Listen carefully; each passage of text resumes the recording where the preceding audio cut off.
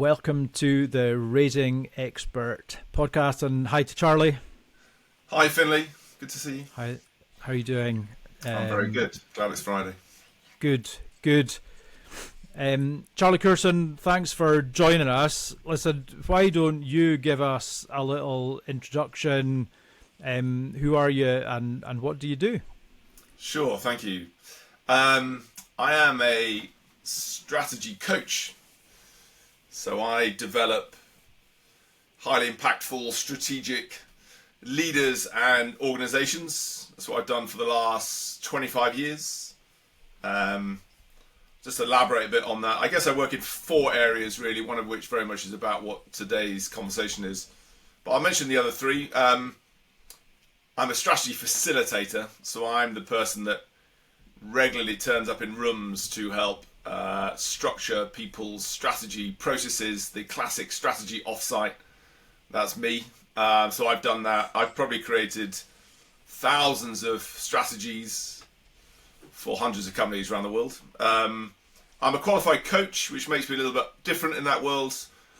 Why? Because in my opinion, strategy is about people. So I qualified to coach about 10 years ago, which allows me then to play those 2 roles for clients. I do that both for leaders, one-to-one. As we'll go on to, that can be from corporate clients around the world to founders and everything in between, private and public sector. Third hat I wear is, again, around that subject of strategy. I'm not a trainer per se, because I'm a practitioner, but people talk about capability building. So I guess in layman's terms, what I'm a real believer in is teaching to fish. If that makes sense, having come from a consulting background, teaching to fish. So I think you'd resonate with this. I'm sure your listeners would. I tend to find that strategy broadly falls into 4 camps, right? It's sort of, I've polled a question many times. In fact, you could even answer this yourself if you sit here now. Which of these is the biggest challenge for you as you sit here right now, whatever your role or background? Is it how you think more strategically? Is it how you actually develop a strategy? Is it how you communicate the strategy? Or is it how you execute the strategy? And you probably guess, right? If you ask that to thousands of people, the majority tend to say, and you could probably guess this, Finlay, the majority tend to say the last one, right? They tend to say it's execution, isn't it? I certainly feel that I can sit and stroke my chin and think about it, and working with associates without a team, in the kind of typical way. Maybe you deal with bigger teams, so then that communicating piece maybe becomes more important to that, for the senior or managers and so on. So I'm not surprised, but it's nice to break it. Yeah, so break it down into that way. So I say that because I guess it sort of represents quite a lot of what I end up doing, and a lot of how my days are spent. So people tend to talk about the last one, and I guess my point here is actually a lot of this is about you work back through those questions. So obviously there's no point having a fantastic strategy if you're unable to bring others on board with that. I think that's, let's say founders raising money, that's going to be a key part of your pitch. But that's true in a corporation, which I hear a lot of. You're talking to mid-senior level managers, leaders, how well do they really understand the broad strategy of the business? Often they don't. But track right back to what I really believe is, I can teach many people how you go through the steps of the process, as it were, and it's a very iterative process, but for those that like a process. But ultimately, you only really get success in this space if you know how to think that way too, right? Think and act strategically. We'll talk about that probably towards the end, but actually I've just finished writing my book actually on that subject. Fantastic. So about strategic thinking, and really actually as a coach, learning that a lot of that is taught, as it were, in a professional world, albeit is quite hard to access.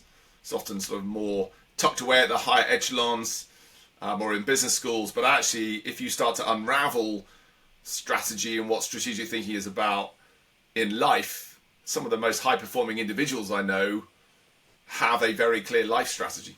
So that's a bit what the book's about. And the last hat I wear is the one that brings us here today, which is supporting. So it sort of interrelates to 1, 2, and 3, but supporting founders and their leadership teams, I think is important. Early stage, from a post-it note, sitting around a table in a bar with an idea, right through to working alongside businesses that I've worked with for over 10 years and are now, hundreds of people, multiple series of investment in, gone international. And that's as much a passion, I think. That's as much a passion. So I'm involved in many of those in many ways, actually. Some from very informally, more as a bit of a sounding board, others more formally. I've helped to raise money for quite a few early stage seed funding. And yeah, that sort of area is a little bit what will bring us, I'm sure, to the conversation we're going to have.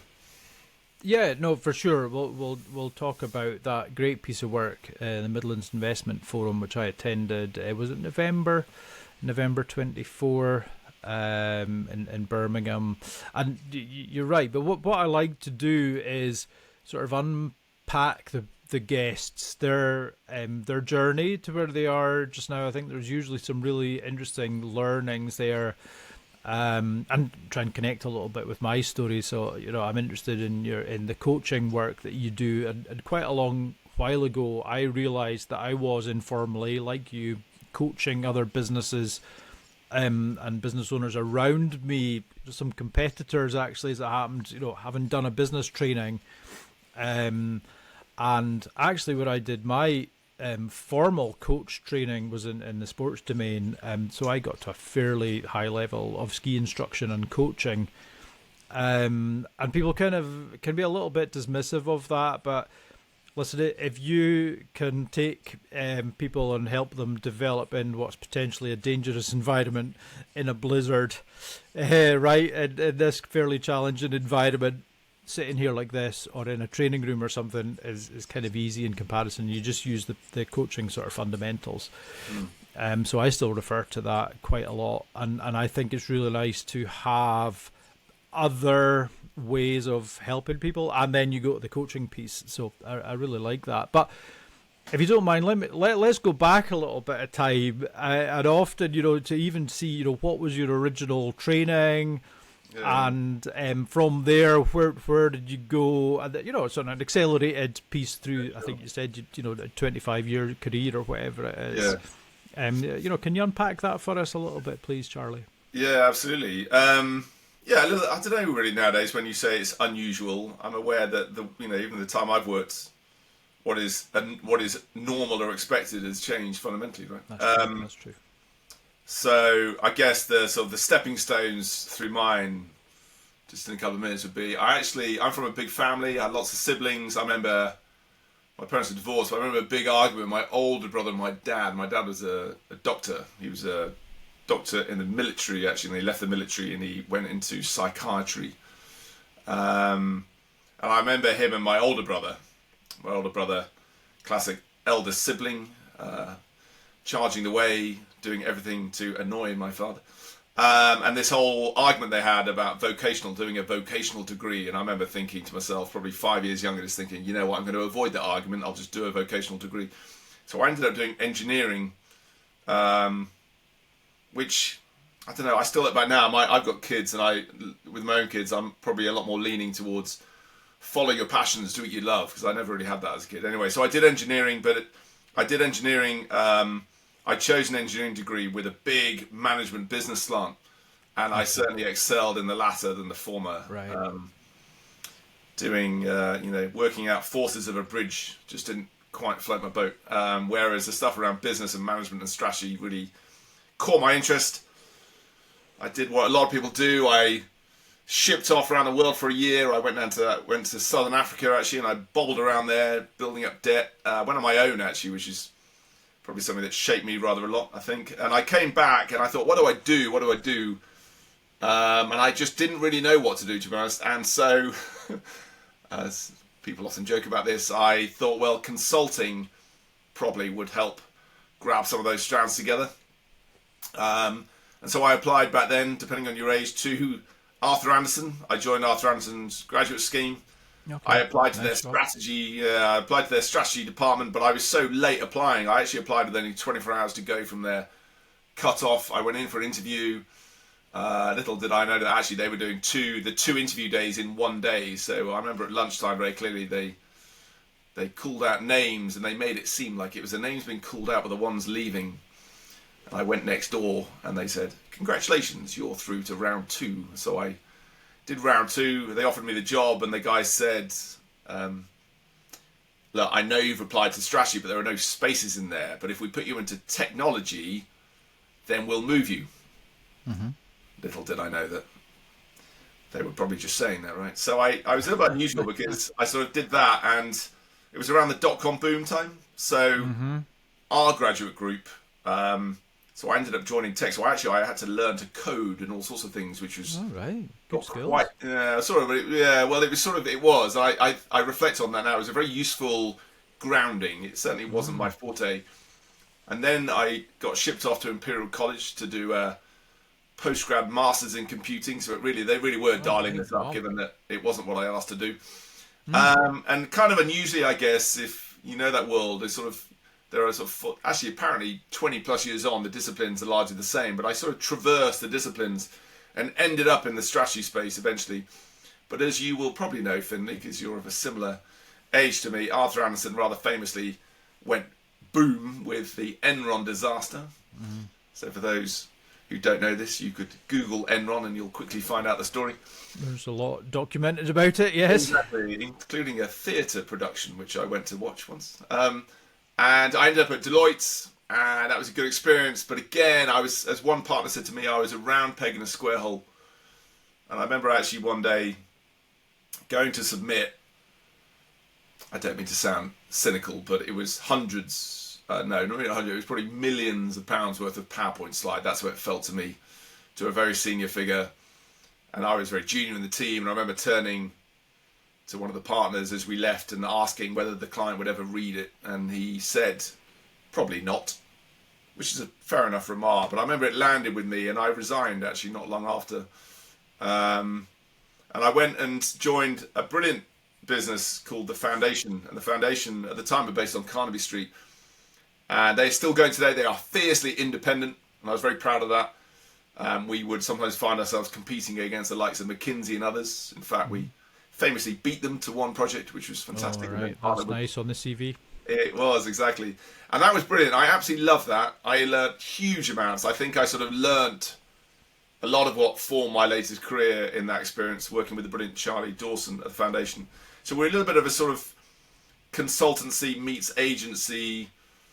If you know the advertising world at all, in fact, we often partnered with some of the advertisers. The really upfront part around the insight, what I kind of discovered really was the strategy, right? The strategic conversations. And I loved it. And I worked with some really big clients, your Volkswagens, your Audis in this world, your Visas, your McDonald's, people like that. Mostly private sector, some public, mostly large corporates, but also a few charities and social enterprises. The point being, I didn't become a sector specialist at all. It was much more about the discipline of the strategy, but that's actually what got me into coaching, because I started to work alongside other people in other worlds, such as some of the Olympic rowers. We were coached by someone who was a former Royal Marine, probably the military connection to myself and my father. And so that was what, to my introduction, got me into coaching and sort of opening my eyes to coaching. I see. So I went, I probably then went, and eventually I went sort of independent. I live my life in chapters a bit. I'm one of those people who sort of... I've done the same. Sort of chapter view of the world. Sort of, you do a stint, you just suddenly decide, right, I'm done with that chapter, time to move on. So I decided, I think I was leaving London around that time, and I just sort of, I'm compressing a longer period of time, but sort of made the move out of London, out of that world, and went independent. And so I've spent really the last 12, 14 years doing that. One little story, actually, your listeners might find interesting. I remember at that point, I was still quite young, I think, in some ways, to go independent. Well, that's a relative term, isn't it? Let's face it, I guess it was the comment I kept hearing. I guess I kept being told that. But I remember, having just written this book, a lot of these memories and stories I've had to sort of dig into. But one I remember really well, especially linked to the sort of world of founders and startups and entrepreneurs, was the brilliant Simon Devonshire. I believe it's now Simon Devonshire, OBE, if not CB. But Simon Devonshire, I went to see, he was a client at the time, with O2, and he was unusual at O2 because he was very senior, but he also was very openly involved in lots of other businesses. Right, that's a bit unusual. Yeah. Might be, and I remember chatting to Simon about the fact that I was thinking of leaving. I was leaving, and what advice might he have? And amongst many other things, he told me to. He said, if you're not sure what you want to do, he said, fill your basket. He said, just for the next few years, fill your basket. Say yes to everything. And he said, what do you? I said, well, when do I know when to stop? He said, you will just know. He said, you will reach a point where you will suddenly one day realise that your basket is full, and then you will start to take things out of your basket, and what you're left with is probably what you have a real passion and interest about. And I must admit, I'm always very grateful to Simon, because that's sort of how my career played out over the following decade or so. That's cool. You took your basket and off you went. Yeah, exactly. It probably took a bit longer, but it did mean there's some great stuff, isn't there? Actually, as a coach, I find myself often helping people to say no to things. In this case, it was a case of saying yes very deliberately. Yes, and then exactly. That's cool. But it led to some amazing experiences, and actually, in many ways, led to me discovering a lot more about what strategy looks and feels like in practice and facilitating all over the world. But it also opened doors to a lot of startups and scale-ups and early-stage businesses and the investor world, actually, as a result of just putting myself out there and just seeing what I discovered. Yeah, no, that's brilliant. Thanks for that. Loads of good stuff in there, and I think it does give listeners a kind of more of a sense of who you are now, and we'll put links in the show notes to the book. Let's maybe just finish up on that project later on. So let's do the kind of middle piece. So firstly, there's the consultancy Mandarin, right? Again, right. We'll signpost people to that. And we actually met. It wasn't directly the work that you were carrying out. We met and we're still advising a company. We came at that from slightly different angles. So we met each other as kind of board advisors, I think is the sort of formal term on Sir Gordon Bennett. We'll give them their little name check as well. And then there's another little clash here. So I'm doing a lot of investor readiness, investment readiness, helping businesses, and you've developed is it a project? How would you describe Midlands Investment Forum? Yeah, so Midlands Investment Forum. So I'll go back a step, I guess, because it takes me to what it is and why it is and what happened. The why is maybe important, isn't it? Because it's just starting with the what maybe doesn't make so much sense. So you tell it your way. Yeah, totally. I think the having gone independent so early, what it also allowed me to, I guess I did. I had a lot of people around me. Simon Devonshire actually would probably be a case in point. I had people I knew socially. I had people around me. I mentioned earlier being a father myself with children. I never really had that, right? I sort of never had anyone around me who was sort of business minded. I realise this more now. I was sort of almost discovering this probably later. I know friends of mine who are very successful business people, entrepreneurs, and often actually when you dig deeper, they had mothers or fathers or uncles or people around them who probably they got their spark from. Not always, but it's often the case. I didn't have that at all. And so I probably was discovering it a little bit later. And I had a real yearning to try my hand in that world. Again, the yes I did. So I have had my own experiences, some to some success, others not at all, very openly say that, of raising money for businesses that I was involved in. I was co-founder, founder of. Some closed out, some went nowhere, some right? And I've done that in a variety of ways over the years, and fully accepting some. You know what? It's as much about just the learning, right? You take from that. But I guess my point is, I was learning a lot about that world from the inside, rather than like just advising it. I was in there. I had skin in the game. I was putting my own money and time at the front of this, and I'll probably allude to that a little bit later. So why MIF? Well, so you said the initials themselves, Midlands Investment Forum. It's not the best name, right? But it became one of those things we needed to give it a title, and it kind of stuck, right? And I'll come back to that. I think there's two things there. One is combine those various things I mentioned in my background. I just have a real passion and purpose for supporting and developing leaders, right? Leaders, and those leaders can be lots of things. I work with other people who are purely founder-led. Actually, yeah, I have a lot of clients who are founders and their leadership teams, but I also have clients who are, execs of corporations and also public sector, right? So corporate directors in public sector space too. Again, I sort of look across that. It's about leadership and strategic leadership and support, but also as a coach, it's about ensuring they're okay. And so my real passion actually in that world was the founders, the people who are running, who are brave enough, I think, to run and get these things off the ground, but then to continue to run and scale and build them and employ people and possibly raise money. And if they are fortunate enough to be in that very rare group of people who exit, fantastic. I think there's often that perception that that seems to be the way. There are many I know who have had unbelievably difficult times. They are very brave people. And I think maybe it's a bit of a UK thing.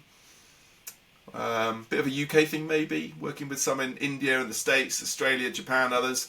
Where I think in the UK we like the idea of the underdog and the entrepreneur, but the moment they are successful, we rather knock them on the head, don't we? It's a strange. Yeah, there's some funny cultural differences as you see across those different countries. Yeah. As soon as you make it, it's almost like we don't like them anymore. It's a funny thing. But so I guess there's a real passion of supporting those people, and that's a passion as a coach, advisor, and even just personally. We mentioned the business that we support. I know those guys personally as well as I do professionally, and I share that passion with a person I should mention, Andy Yeoman. So Andy Yeoman helped get MIF off the ground. Andy Yeoman is a serial entrepreneur himself. He's also an investor himself. We co-invest in quite a lot of businesses. He runs an insurtech business called Consiris, based out of London. They've got client base all over the world. But Andy, actually, I've known for almost 20 years, so he's become a good friend of mine. And we share that interest, that sort of passion for supporting these people as much as the business. And I also, through my background, have a real passion for, maybe at times can be a little bit of a crazy kamikaze thing to do, but I facilitate a lot, right? A lot of my work is bringing people together, facilitating conversations, different conversations. I run a lot of workshops, whether it's innovation, problem solving, strategy, whatever it happens to be. And I really enjoy the experience of bringing different people together from different backgrounds, different perspectives, different opinions, different people who probably wouldn't normally even the mix. Unexpected synergy is what I love, Yeah, great expression. And even actually within a larger company, actually even mid-size, even sometimes very small, you can sometimes just help to create a conversation that wouldn't normally happen. Listening skills, listening to the problem. Are we aligned? You take a larger company, of course, that might be actually just a case of having marketing sat around the same table as HR or the CTO, the CIO, the CRO. How often do they really have conversations where they're really sharing what they really think or challenging what they really don't agree with? So there was a part of it that was about that. And then the third thing, of course, is the M in MIF, which is Midlands. So I was born in London, parents divorced, dad stayed in London, my mother was Midlands based. So I bounced in between London and the Midlands my whole life. Right? I went to university in the Midlands. My mum, my mother, some of my family, my sister, older sister still lives around here. I now live up this way. I guess COVID played a role here, because I think with COVID, where we were all rather locked in, and I can't remember the time phasing, it meddles with my head, but I found myself, where you were suddenly allowed out again, and when I was then meeting businesses, quite a lot of the businesses I was with were more local, right? It was sort of helping people on your doorstep. And I guess that's what brings us to where we get to. But I'm sure I can elaborate on what MIF was about, and what we aim to do. Yeah, so maybe just in very practical terms, so I attended the event. It's very familiar territory for me, in that I run similar events up and down the country. But for those that maybe haven't got an awareness of that, what did that actually look like? How would you describe it? What the core of it? Yeah, so the core of it was about bringing together some of those disparate stakeholders, if I can use that term. To my point about starting to get a little bit more involved with more businesses in the region, but whilst also spending time with angels, venture capital firms, especially in London, other areas of the UK, but those here, supporting founders, supporting their leadership teams, cross-collaborating. Actually, I bring corporates in because often corporates, of course, are interested in introductions to smaller businesses and to understand the trends of what's happening. Interestingly, of course, you then work with the small business, so they're often interested in what the larger companies are doing. So I guess those sort of observations were, and as I got to know the founder community certainly much more, especially in the Midlands, I started to pick up on a few things. Firstly was, there is a lot of support in the Midlands for these founders and startups, and I wouldn't want to dismiss that at all. It's incredible. The more you poke around, in fact, even since the event, I can continue to be introduced to peoples and bodies and institutions that are incredible. But even on a call last week, one of them had to almost apologise because it took about 10-15 minutes for him to explain how they're all interconnected. And you think, okay, well, if you're a founder looking for support, that's not that helpful. There's a bit of a lack of, in the Midlands, connecting these bodies. I think it's fair to say. So if you are a founder looking for support X or support Y, where and what does it look like? I should add this, actually, Finlay. You're aware of this. In the build-up, this was a couple of years in the running, and then I'll explain the event and what we did and what happened. Okay. Yeah. But I think this is important. Around the event itself was last November, but the in the build-up around March time, I said to Andy Yeoman, I think what we need to do is just get some of these people into a room together in Birmingham and let's just riff a bit and have a conversation, which was a little bit of a risky thing to do. But we got commitment from some incredible people who very generously offered up their time a day to come and have this conversation. And as I remember very vividly as a facilitator, a little bit nerve-wracking, when halfway through somebody said, Charlie, this is a brilliant conversation we're having, meeting these people I wouldn't normally meet, hearing opinions from public sector, private sector, hearing from angels and institutions from London who are now here in the Midlands, etc., etc. It's fantastic. But what exactly is the aim of today?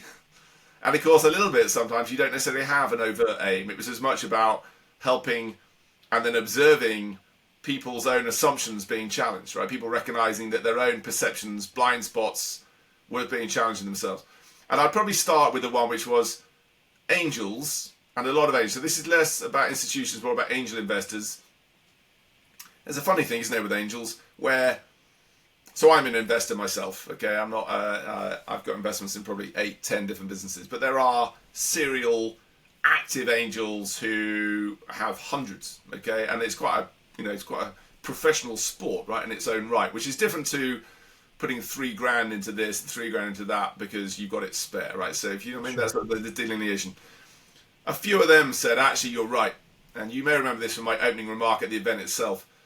The comments that came out about things like, well, where do you source your portfolio from? Where do you get the introductions? And you hear some amazing stories about that happens formally and informally. Well, what about in the Midlands? What about Birmingham? And hearing this story, I opened the session with from angels, both from London travelling north, but also angels travelling from the north, travelling south. And, Finlay, you probably got your own version of this, right? And do you stop in Birmingham? And I heard... on more than one occasion, the riposte, why would I get off in Birmingham? Right. Now, actually, at the event itself in November, I opened with this story. It's a true story. And I had 3 people on that day come up to me, albeit slightly embarrassed, and say, Charlie, I am that person too. But that has changed, right? I now have learned, as a result of this day, I've learned a lot more about what exists in the Midlands. Part of that, I should add, and we'll come to this, is I think a bit of a brand problem. Maybe we're a little bit too close to London. So we'll probably come back to that. So we had this day, and the day shone a light on a few things. It shone a light on much more about the public agenda. Now, I'm not a political person, but Birmingham was approaching a mayoral election, which is important. So Andy Street, who was the former boss of John Lewis, was been in place for about 8 years. No one was quite sure how that would play out. Without any spoilers, he didn't maintain it. So Richard Parker came in. It was a close run thing, though, wasn't Very it? close, If I remember correctly, yeah. 200 odd votes. So Richard Parker came in, and I should add, he was a big supporter of the event we ran. So actually, we did get Richard Parker's support, the Mayor Richard Parker, for the event we ran, which is great. But we didn't want to do it as a political thing. It was just being aware of public policy, but also how this might feed back. So you've got a few different groups. You've got the angels from sort of outside the region and raising their own awareness of actually what this region, what the Midlands regions is famous for, what exists here. That was an important part. Actually, kind of not quite by plan, but as I got more involved in this over a couple of years, I got to meet more angels from within the region. And of course, you start to discover that there are a lot of them. You know, some of them are in syndicates, some of them are more probably hobbyists, some are really professional, some are very well known. But again, who's orchestrating them? You know, and there's a lot of interest in helping to orchestrate them. Angels love to meet angels, so they are really keen to meet other angels within the region. They're also very keen to meet other angels from outside the region. And you see how that starts to play out. So already you've got a real appetite just simply to make that happen. You've got the supporting ecosystem. So as someone who has stood on stages in the Midlands, going back probably 10 years, and pitched for money, I also know that sometimes these experiences of incubators, accelerators can be rather underwhelming. Now, actually, in this region, at last count, and I'll be challenged on this, I'm sure, but I heard various numbers, but I think, depending on how you define the region, which, by the way, is another problem in itself, because you have West Midlands and East Midlands, and if you're the outsider looking in, you don't really care, right? You don't know where the boundary is either. You've got a sort of wide ecosystem. I remember pitching an event about, 8-10 years ago. This is for an early stage business, and we did an accelerator, which was rather underwhelming, if I'm honest. The bit we really wanted was introductions to, yes, partners, but finance and capital. I remember at this event, there was a huge disproportionate number of actual angels and active investors in the room compared to people who were much more in the ecosystem as suppliers and partners, right? So when we did MIF, we were really, really sure to make sure we didn't, we didn't want those people in the room. We wanted founders, we wanted business leaders, and we wanted active angel investors as well, and to a degree institutional investors. So I think that's really important. And of course the founders themselves. So here I should mention a brilliant guy, and again we'll share details. So a guy called John Cook. So John Cook actually is based in the region. John Cook, I don't know how to best describe John Cook's actual role, but he was our connector into some of the amazing universities and supporting programs in the region. So often this term spin out is used. There is an incredible number of brilliant universities in the region and supporting programs. It's quite a concentration, isn't it? It really is. And I echo I think John did a great job during that event, and obviously a lot of event prior to it to give you that pipeline of the pitching businesses for sure. Exactly. So that's So I should probably say. So the actual event itself, to your question. So we shaped the event. We had 65 people attend, which amazed us. Right, we were right up to capacity, and they were a mixture of those people, which was in itself amazing. In fact, I think Andy Yeoman, one of our sort of silent objectives, I think that we said was that you should meet someone today who you realise you should already know. That's nice. Yeah, and actually he asked that question again in the closing remarks with a show of hands, and it was unanimous, right? People realised that that's exactly true, so that was successful. The actual shape of the day itself, maybe interesting to just quickly hear, was we had a panel. We had an amazing panel up front with this provocation of what's our problem, as in what is the Midlands problem, and we had a wonderful panel. Great panelist, actually, the compare David Davis. He of journalism. He was good. He was good fun, yeah. ITV fame, yeah. So actually, and he helped from some of the sort of political side as well. So I think anyone looking to replicate this sort of thing, I think that was very helpful. He was very useful for connecting into more the political landscape. So he compared a brilliant panel up front, which really got the juices flowing. Some wonderful insights, especially from Dr. Lisa Smith, who is CEO of Midlands Mindforge. Some great stats to back up. Yeah, absolutely. The event. In fact, I'll just share a couple of those because they really resonate for me. So she rather dazzled the room, I think, with some of her insights about, you're right, people just don't know enough about this region. So she shared a couple that stayed with me. She said this, as in her point being, this is what the Midlands should be shouting about. So she loved the fact that we had these people in the room who had travelled into Birmingham from outside the region. Of the top 10 sectors in the UK, the Midlands leads in 5. It's extraordinary. It's powerful, isn't it? In the UK, the Midlands is the number 1 producer of new business concepts, and it's number 2 for patents filed, which is incredible, right?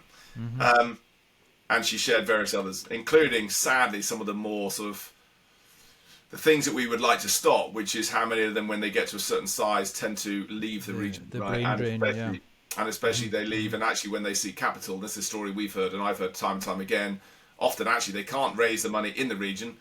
They'll get pushed down to London. If they don't succeed in London, where do they go? They go to the US, which is wrong, right? We need to stop that happening.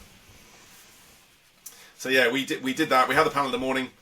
Then there was a table discussion where we put 4 provocations into the room, and then we invited groups to discuss these 4 issues. They were deliberately provocative, but people said they really enjoyed that because it was a great way, obviously, to meet new people around the table, but then share and listen to perspectives on topics that everyone would have a view on, right? So they were chosen. So the 4 issues we discussed were the region has a brand and self-esteem problem, which is a fascinating subject to discuss. Like I mean, it seems so soft, but I think it's really critical, and a lot of people kind of dismiss brand as some airy-fairy marketing piece, but I think that was critical, I really do.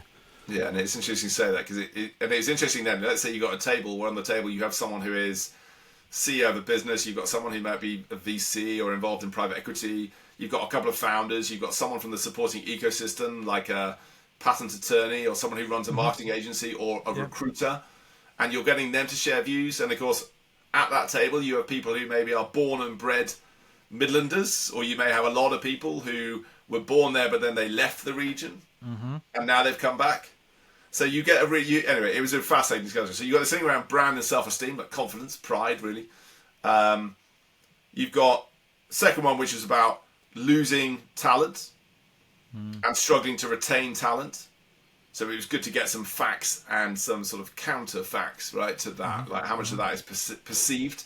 Third one was the point around angel investors, how limited is the angel sort of investor network and support in the region, which again was useful to separate fact from fiction, to get some reality on the table.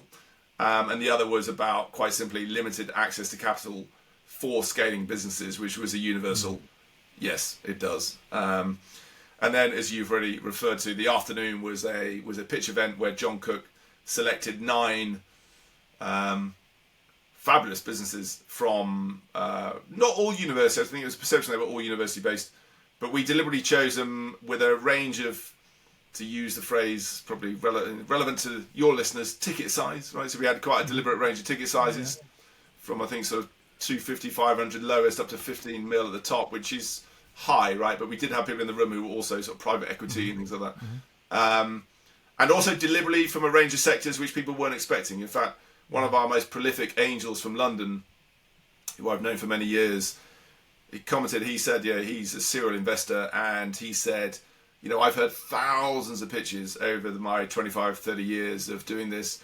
He said, I've never heard such a single pitch session with such high quality pitches, but also from businesses and subsectors that I didn't even know existed, which is great to showcase what the region has to offer. And I should add, actually, on that, even at the end of the session, we had over 100 expressions of interest for investment and support, and that number has continued to rise. That's a really high outcome from an audience of 65, isn't it? So that I think you did a great job there of focusing on active investors and not too many intermediaries, to get that sort of outcome. So that's great. I'll give you my piece, and you've heard me this. I made the point on the day, and I've said this to you a couple of times. It was really interesting looking at this from a Scottish viewpoint. So, as you know, I spent a little bit of time as an economic development officer in local government, and that was one of my chapters. But it was a really interesting chapter in my career, 7.5 years. So I was often in these forums as the council guy, right? And there was maybe a few of us, and people had a perception of that. I'd obviously come from being an entrepreneur and dropping into this world. Not everyone always realised that. They put you in a pigeonhole. It's the guy from the council, thinking that you've got no idea of what private industry is all about. So that was a really kind of fairly unique viewpoint. And we found ourselves sometimes in these situations. Sometimes we were the driver, actually, which was quite unusual, of that ecosystem. And it was a term that we were using, which wasn't, an entrepreneurial ecosystem, which wasn't so commonly used. I'm going back to 2012. And we were trying to get all these different players, so the National Economic Development Agency, the regional players, the universities, business schools, private and other public sector organisations, and the third sector, which was important. And you had a great slide with the cogs, right, to represent that ecosystem. And I'm not trying to be provocative at all, because I don't really know what the grease is that's needed to make sure that they are joined and they're actually doing the job that cogs are meant to do. And then it's something, and maybe it's MIF, maybe it's this project or organisation that you've kind of created to say, okay, get everyone in the room. What is the objective? Well, let's just get everyone in the room and see what happens, right?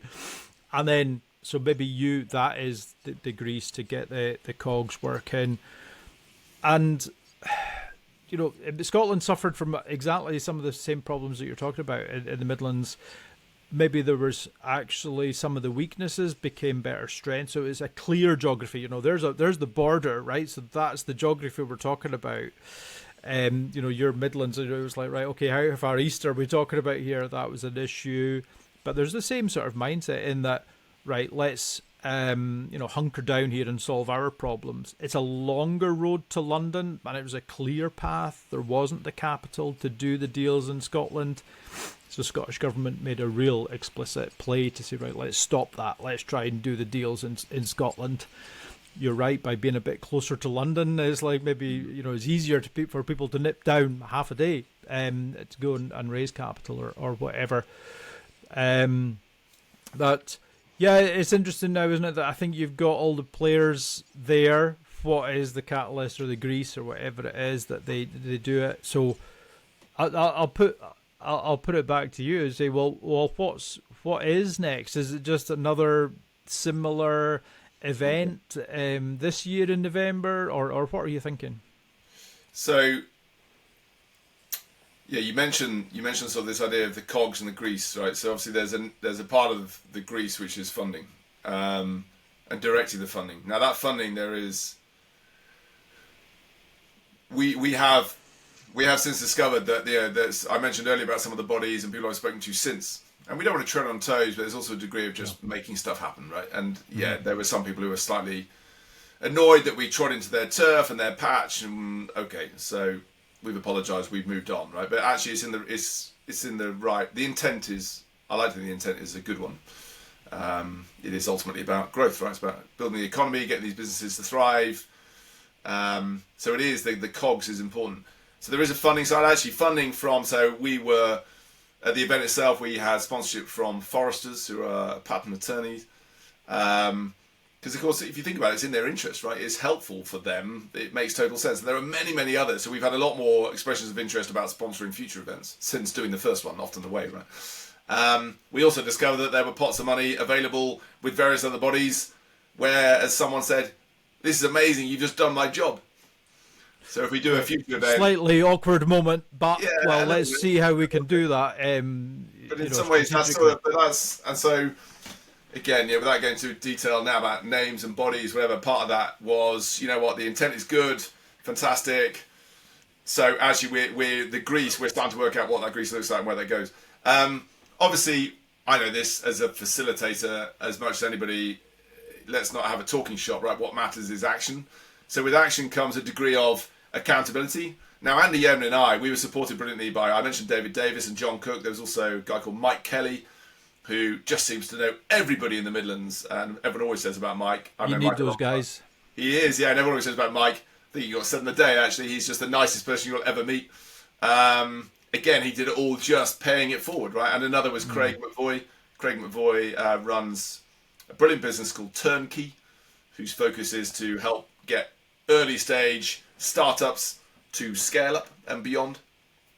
And all these people were willing to kind of, donate their time and their effort, their energy. And I think it's important. So a little bit of the grease is harnessing that and keeping going. So there's an accountability from not just us, and we are proceeding, and I will tell you in a moment what our plans are next. But of course, you could argue, well, there's accountability from all 65 people in the room. I have this doing a lot of team coaching, right? Actually, what are you going to all do? Don't look at your boss or each other to do it. What are you all going to do? What do you leave this room and say we'll commit to? And there has been some wonderful things already happening. Someone spoke to me just the other day, and they said after the event, even though probably they're more in the ecosystem, they said they systematically have gone around and gone to meet all 9 of the founders who pitched on that day, which is incredible, right? Just to see if they can help at all. And if you magnify that by, even if a third of the people did that, you would like to think that starts to lead to things happening. I know of some great connections that have been made, smaller businesses being connected to large corporations, or to maybe they do need a leapfrog into venture capital. So that's all happening. The big things next, was there a desire to do this again? Absolutely, universally. Is it our role? Not all of it is our role. Some of this was kind of already happening, like I said, so we didn't want to tread on toes. But that's, if nothing else, if it's helped make those connections, we're aware of them, they're aware of us, fantastic. That helps us to be more focused. Our focus is definitely going to be on scale-ups more than it is early stage. There's quite a lot of support for early stage. Mm-hmm. Exactly which sectors and spaces is being discussed at the moment.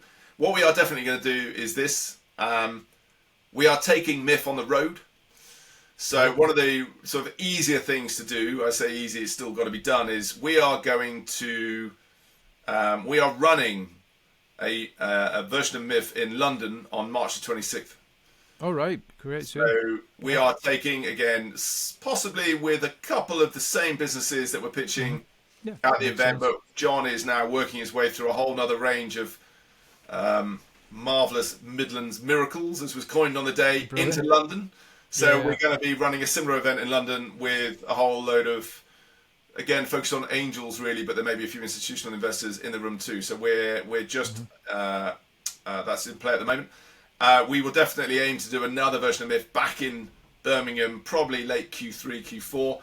And there's also a lot of conversations going on at the moment about international investment, whether that is taking those same Midlands businesses out on the road internationally, North America, Middle East, Far East in particular, or vice versa, bringing those people in. So there were people in the room, some people I know, some of the organising team know, there is a lot of interest in that.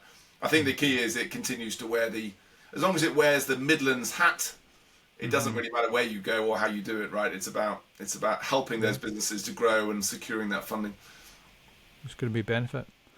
Brilliant. Listen, not for the first time. We've chatted extensively. There's more to unpack there, and hopefully you'll keep us posted on developments.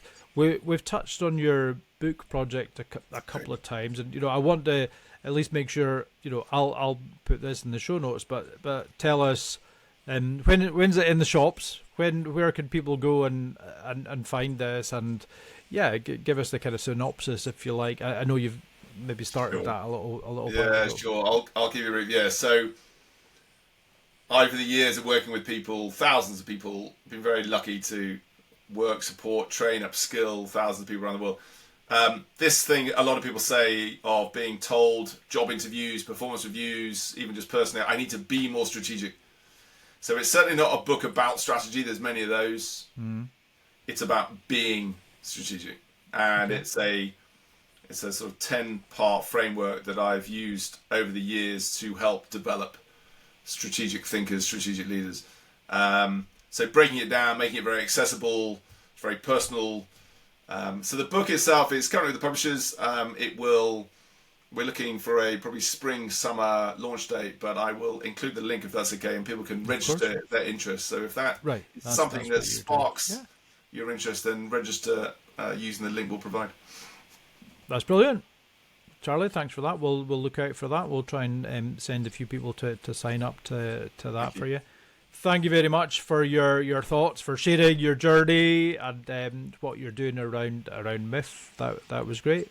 Right. Thank you very much. Thanks, Finlay. Cheers.